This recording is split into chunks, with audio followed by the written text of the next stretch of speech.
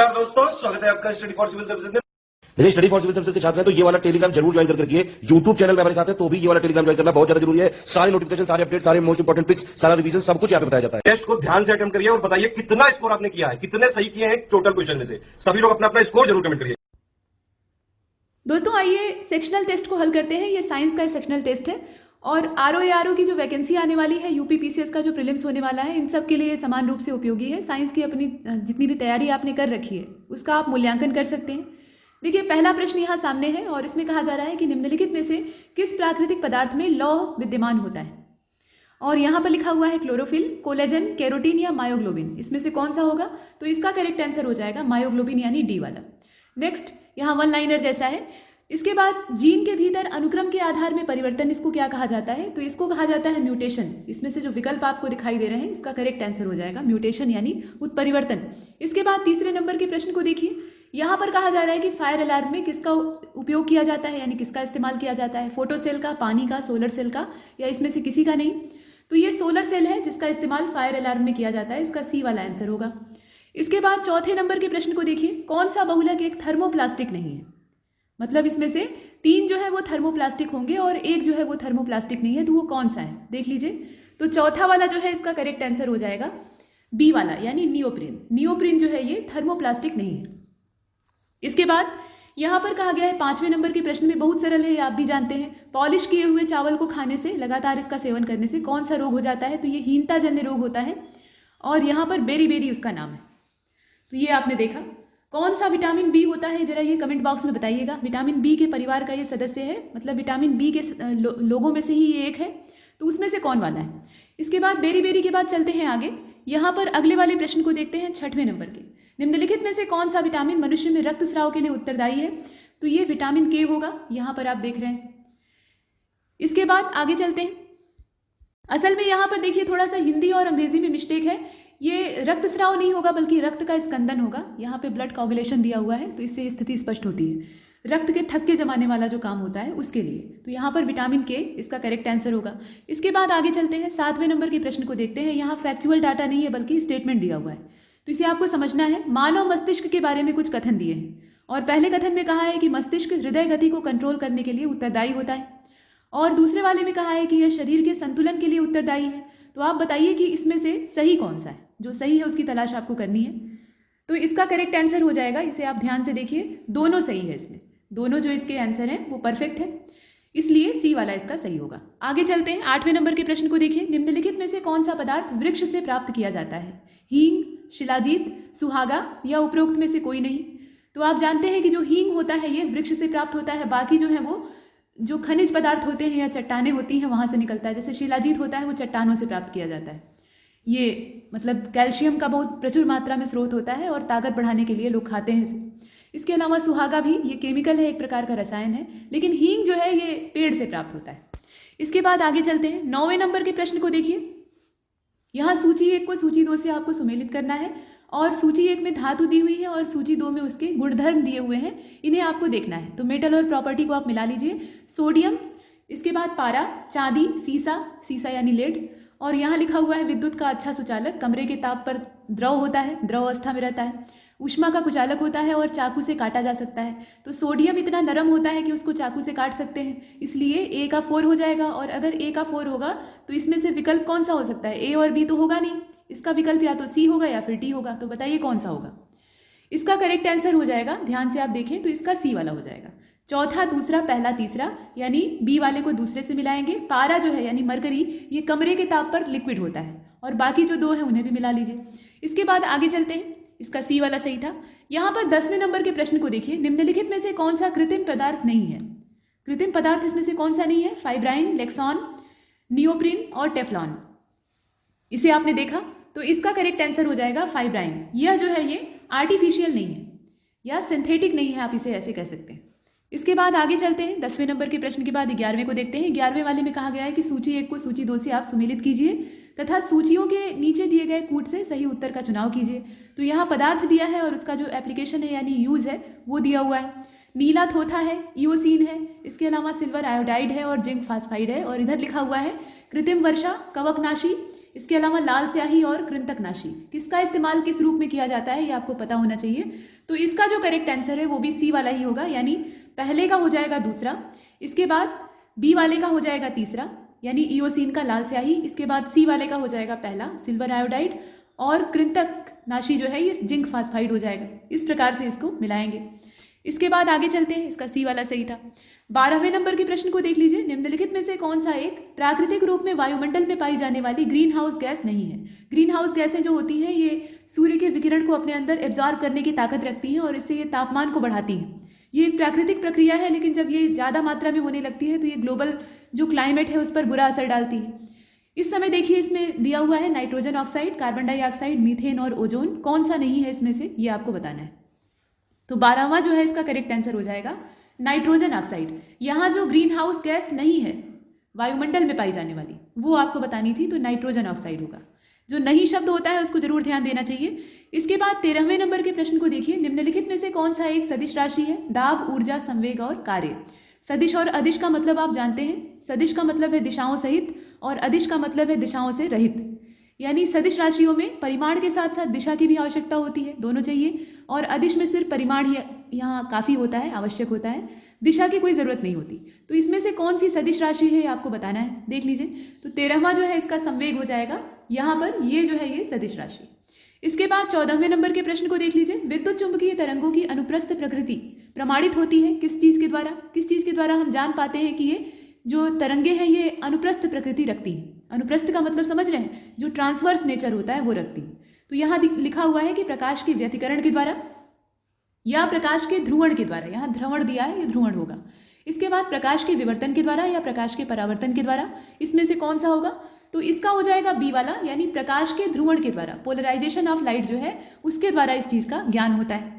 इसके बाद 15वें नंबर के प्रश्न को देखिए, इसमें कहा जा रहा है कि निम्नलिखित में से कौन सा कथन सही नहीं है, जो गलत है उसकी तलाश हमें करनी है। तो एंजाइम जैव उत्प्रेरक भी कहलाते हैं, ऐसा दिया हुआ है। विटामिनों की आवश्यकता ऊर्जा प्रदान करने के लिए होती है, ये दिया है। प्रोटीन शरीर का निर्माण खंड माना जाता है, ऐसा दिया हुआ है। और कार्बोहाइड्रेट पॉलीहाइड्रोक्सी और एल्डिहाइड या कीटोन होते हैं, ऐसा कहा गया है। मतलब जो कार्बोहाइड्रेट होते हैं वो पॉलीहाइड्रोक्सी, एल्डिहाइड या कीटोन होते हैं, इस प्रकार से दिया हुआ है। तो आप बताइए कौन सा गलत है। 15वें को आपने देखा, इसका जो करेक्ट आंसर है वो बी वाला होगा, यानी बी वाला इसमें सही नहीं है। विटामिनों को आवश्यक ऊर्जा प्रदान करने के लिए प्राथमिकता दी जाती है, ये वाला इसमें सही नहीं है, बाकी जितने हैं वो सही है। इसके बाद आगे चलते हैं, 16वें नंबर के प्रश्न को देखिए। गन मेटल जो है ये एक मिश्र धातु है, और किस चीज़ की ये मिश्र धातु है, मतलब मिश्र धातु का मतलब ये है कि इसमें कई सारी धातुएं मिली हुई हैं। तो कौन कौन सी मिली है ये आपको बताना है। नीचे विकल्प दिया है, तो इसका जो करेक्ट आंसर है वो हो जाएगा डी वाला। डी का मतलब यह है कि तांबा, टिन, जस्ता और सीसा इसमें मिला हुआ होता है, कॉपर, टिन, जिंक और लेड। नेक्स्ट 17वें नंबर के प्रश्न को यहाँ पर देखिए, सिंथेटिक रबर किसको कहा जाता है। आइसोप्रिन को, नियोप्रिन को, यहाँ विकल्प दिया हुआ है। इसके अलावा थाई एल्कोहल को या बेकेलाइट को, इसमें दिया हुआ है विकल्प, इसे देखकर बताइए। तो इसका हो जाएगा नियोप्रिन। यहाँ पर जो सिंथेटिक रबर है इसके लिए नियोप्रिन संबोधन इस्तेमाल किया जाएगा। इसके बाद 18वें नंबर के प्रश्न को देखिए, 18वां और 19वां दोनों आपको दिखाई दे रहा है। 18वें में कहा गया है कि न्यूक्लिक एसिड में गुआनिन और साइटोसिन के बीच में कितने हाइड्रोजन बॉन्ड पाए जाते हैं। अब यहाँ लिखा हुआ है सिंगल बॉन्ड होता है, डबल बॉन्ड होता है, ट्रिपल बॉन्ड होता है, या फिर डबल बॉन्ड के 2 सेट पाए जाते हैं, ऐसे दिया हुआ है। तो इसमें से कौन सा होगा, देख लीजिए। देखिए ये ट्रिपल बॉन्ड होता है, जो ट्रिपल बॉन्ड आप ऐसे बनाते हैं उस प्रकार का बंध इसमें पाया जाता है। इसके बाद 19वें नंबर के प्रश्न को देख लीजिए, निम्नलिखित में से किसका उपयोग परमाणु रिएक्टर में शीतलक के रूप में नहीं किया जाता है, जो कूलेंट होते हैं उसके तौर पे नहीं किया जाता है। भारी जल यानी जो D2O होता है उसकी बात की जा रही है। इसके अलावा हीलियम, कार्बन डाइऑक्साइड और कैडमियम, तो जिसके रूप में नहीं किया जाता है वो आपको बताना है। तो कैडमियम का इसमें इस प्रकार से इस्तेमाल नहीं किया जाता है। कैडमियम का यूज होता है लेकिन यहाँ पर शीतलक के तौर पर नहीं होता है।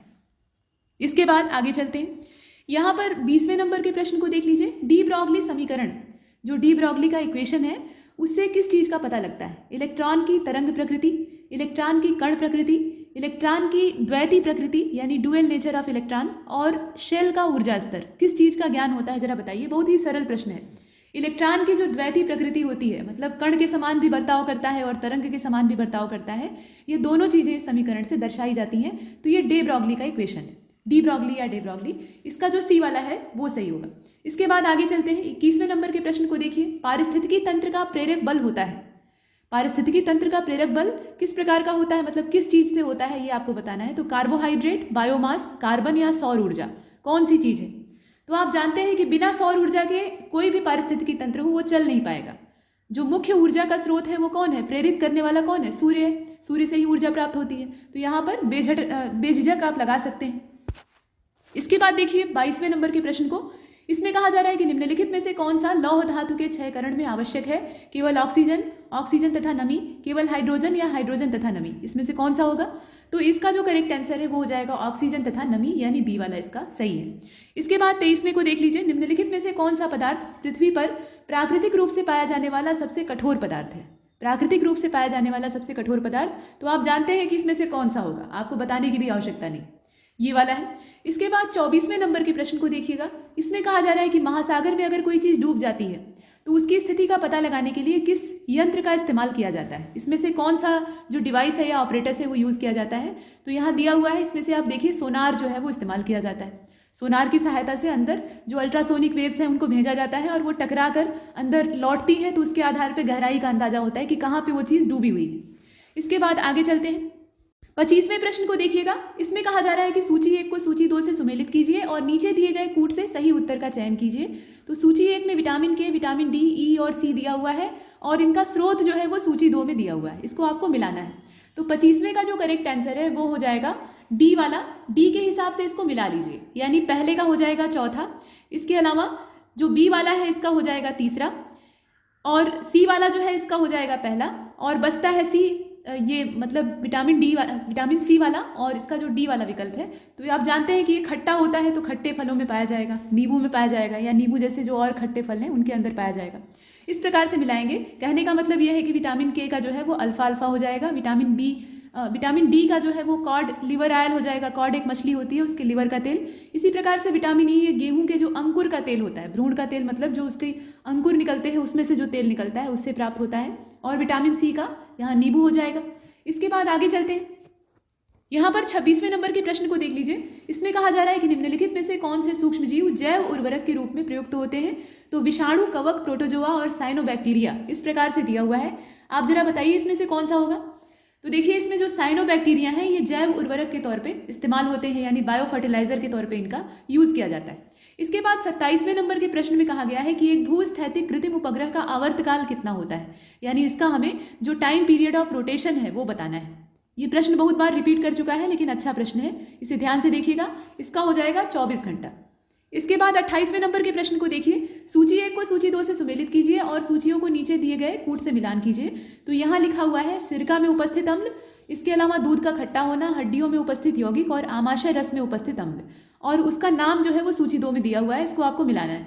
तो इसका जो करेक्ट आंसर है वो हो जाएगा बी वाला, यानी तीसरा चौथा। ये बी वाले को आप देख रहे हैं, तीसरा चौथा पहला और दूसरा, मतलब ए वाले का हो जाएगा 3। यहाँ पे सिरके में जो अम्ल पाया जाता है वो कौन सा होता है, एसिटिक अम्ल होता है। इसी प्रकार से दूध का खट्टा होना, ये वाला हो जाएगा चौथा, यानी लैक्टिक अम्ल की वजह से दूध खट्टा होता है। हड्डियों में जो यौगिक उपस्थित होता है वो कौन सा होता है, तो ये सी का पहला होगा, यानी कैल्शियम फास्फेट होता है। और आमाशय रस में उपस्थित जो अम्ल होता है वो हाइड्रोक्लोरिक अम्ल होता है। ये चीजें। इसके बाद आगे चलते हैं। 29वें को देखिए। रेडियोधर्मिता के संदर्भ में निम्नलिखित कथनों में से कौन सा सही है, या कौन से सही है, एक से ज्यादा भी सही हो सकता है। तो रेडियोधर्मिता एक नाभिकीय गुण है और नाभिकीय विखंडन के सिद्धांत पर हाइड्रोजन बम बनाया जाता है, ऐसा दिया हुआ है। आपको बताना यह है कि सही कौन सा है। तो देखिए रेडियोधर्मिता एक नाभिकीय गुण है, ये तो सही बात है, लेकिन नाभिकीय विखंडन के सिद्धांत पर हाइड्रोजन बम बनता है, ये वाला जो है कथन गलत है। तो इसका सिर्फ पहला वाला सही है, यानी केवल एक। आप जानते हैं कि हाइड्रोजन बम ये जो नाभिकीय संलयन की प्रक्रिया होती है, नाभिकीय अभिक्रियाएं 2 प्रकार की होती हैं, तो संलयन और विखंडन।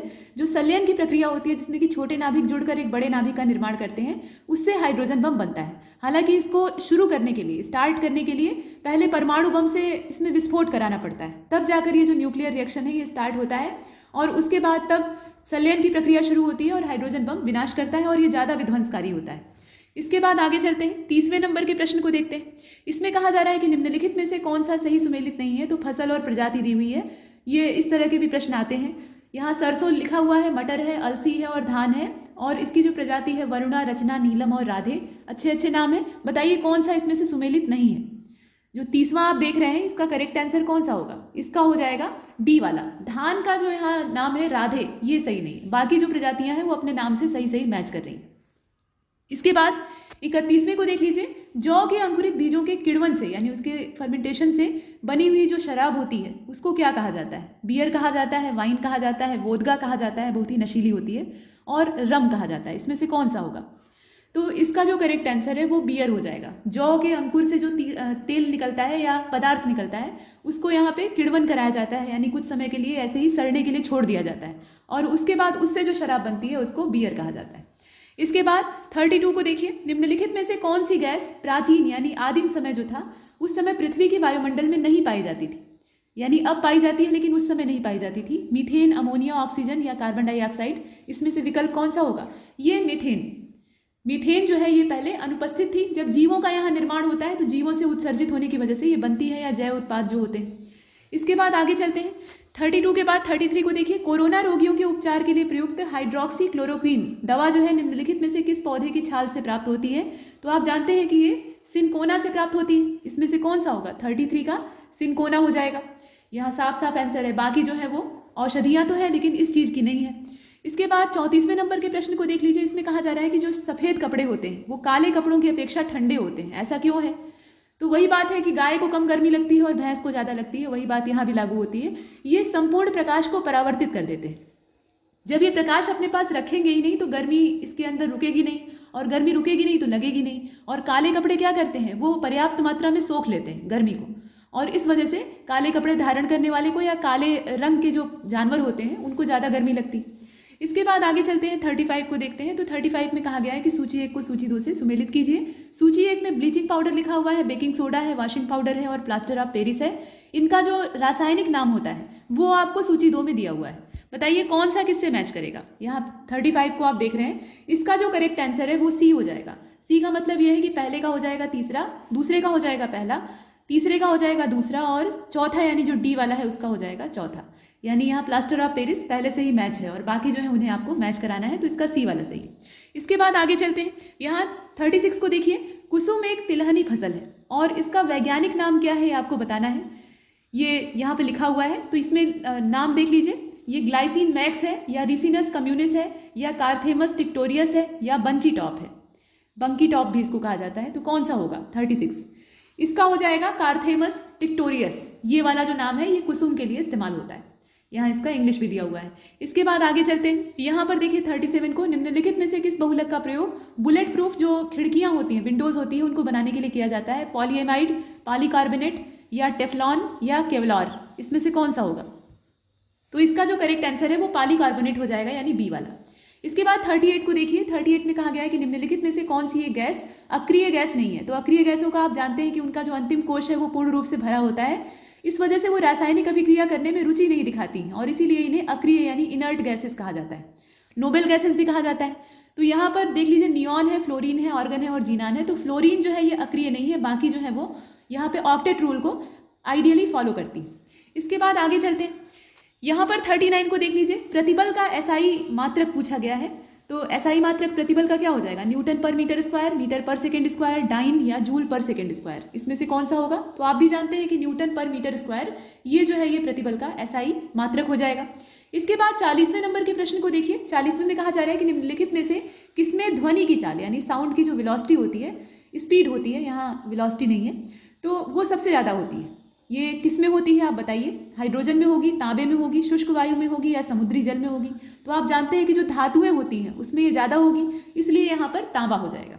इसके बाद आगे चलते हैं। 40वें के बाद 41वें को देखते हैं। हाइड्रोजन बम किस सिद्धांत पर आधारित है? अभी पीछे आपने देखा है, ये नाभिकीय संलयन की जो प्रक्रिया होती है उसी पर आधारित है, लेकिन कैसी? कंट्रोल्ड या अनकंट्रोल्ड? तो ये अनियंत्रित होता है। कोई भी बम जो है वो कंट्रोल में रहेगा तो वो विनाश कैसे करेगा?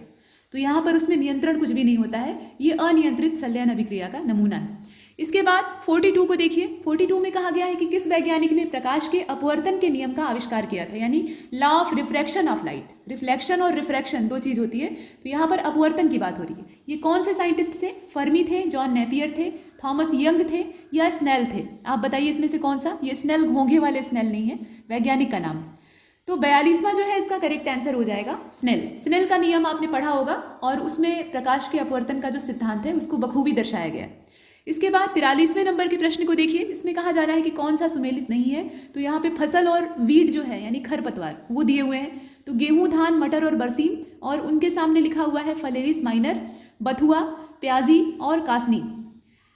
अब बताइए इसमें से सुमेलित कौन सा नहीं है। 43 को आप देख रहे हैं, तो धान का बथुआ से जो सुमेलन है वो सही नहीं है। बथुआ कहाँ पर पैदा होता है? ये गेहूं के खेत में अनायास ही जम जाता है, मतलब इसे लगाने की आवश्यकता नहीं पड़ती है, ये अपने ही जमता है। ये एक तरह का खरपतवार ही होता है, लेकिन बहुत पौष्टिक होता है, आयरन का बहुत प्रचुर स्रोत होता है।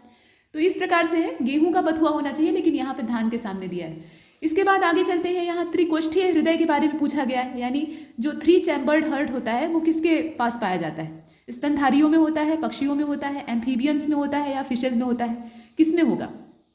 तो आप जानते हैं कि जो एम्फीबियंस होते हैं उनके अंदर इस प्रकार का जो हृदय है वो पाया जाता है। इसके बाद आगे चलते हैं, 45 को देखते हैं। हींग कहाँ से प्राप्त की जाती है? अभी आपने देखा कि ये वनस्पति से प्राप्त की जाती है, लेकिन किधर से? तने के स्राव से, या जड़ों के निष्कर्षण से, फलों के निष्कर्षण से, या पत्तियों के निष्कर्षण से? तो जड़ों के जो निष्कर्षण होते हैं उनसे ये निकलती है, गोंदनुमा संरचना होती है, और इसी को हींग कहा जाता है। बड़ी ही पौष्टिक होती है और कई सारी जो पाचन संबंधी बीमारियां होती हैं उनके लिए इस्तेमाल की जाती है। इसके बाद 46 को देख लीजिए। यहाँ पर सफेद प्रकाश में उपस्थित निम्नलिखित रंगों में से कौन सा रंग शीशा के प्रिज्म के द्वारा सबसे कम विचलित होगा? जो शीशे से बना हुआ प्रिज्म होता है उसके द्वारा प्रकाश को अलग अलग रंगों में बांटने की क्षमता रखी जाती है, मतलब बांटा जा सकता है। तो यहाँ कहा गया है कि सबसे कम विचलन किसका होगा? हरे रंग का होगा, लाल रंग का होगा, या वायलेट का होगा, या फिर ऑरेंज का होगा? इसमें से कौन सा कलर है जो कि सबसे कम विचलित होगा? तो ये लाल रंग है। लाल रंग का विचलन सबसे कम होता है। इसके बाद 47 को देखिए। ठोस अशुद्धियों को शुद्धिकरण के लिए निम्नलिखित में से कौन सी प्रक्रिया उपयोगी नहीं होगी? जो नहीं होगी वो बतानी है। तो देखिए, आसवन का इसमें कोई यूज नहीं है, बाकी जो है वो इस्तेमाल किए जा सकते हैं। आसवन का इसमें कोई प्रयोग नहीं किया जा सकता, क्योंकि अशुद्धियां कैसी हैं? वो ठोस है। इसके बाद आगे चलते हैं, 48वें नंबर के प्रश्न को देखिए। आलू के चिप्स के प्लास्टिक के जो पैकेट होते हैं यानी थैले होते हैं, उनको संकुलित किए जाते हैं, मतलब उन्हें संकुलित किया जाता है यानी पैक किया जाता है। तो किस चीज़ को अंदर भरा जाता है ये पूछा जा रहा है कुल मिलाकर। यहाँ नाइट्रोजन के वातावरण में, हाइड्रोजन के वातावरण में, ऑक्सीजन के वातावरण में, या आयोडीन के वातावरण में? प्रश्न वही है पुराना ढर्रे का, लेकिन पूछा नए ढंग से। तो नाइट्रोजन अंदर भरी होती है और उसी की वजह से ये संरक्षित रखे जाते हैं, नमी से बचाने के लिए ऐसा किया जाता है। इसके बाद 49 को देख लीजिए। यहाँ पर कहा गया है कि निम्नलिखित अम्लों में से किस अम्ल का इस्तेमाल कार की बैटरियों में किया जाता है? तो देख लीजिए इसमें से कौन सा एसिड होगा। इसमें से होगा आपका सल्फ्यूरिक एसिड यानी H2SO4, जो कि यहाँ पर कार की बैटरियों में इस्तेमाल होता है। काफ़ी घातक अम्ल होता है अगर कॉन्सेंट्रेट अवस्था में रहे तो। इसके बाद 50वें नंबर का जो प्रश्न है इसको देखिए। वायुमंडल की लंबवत संरचना में सबसे निचली सतह कौन सी होती है? वायुमंडल की बहुत सारी लेयर्स होती हैं, आप जानते हैं। सबसे नीचे क्षोभ मंडल पाया जाता है, उसके ऊपर समताप होता है, इसी क्रम में आगे बढ़ते हैं और अंत में बहिर्मंडल होता है। तो यहाँ पर ये बताना है कि सबसे नीचे वाली कौन सी होती है। तो अंग्रेजी में दे दिया है, कोई बात नहीं।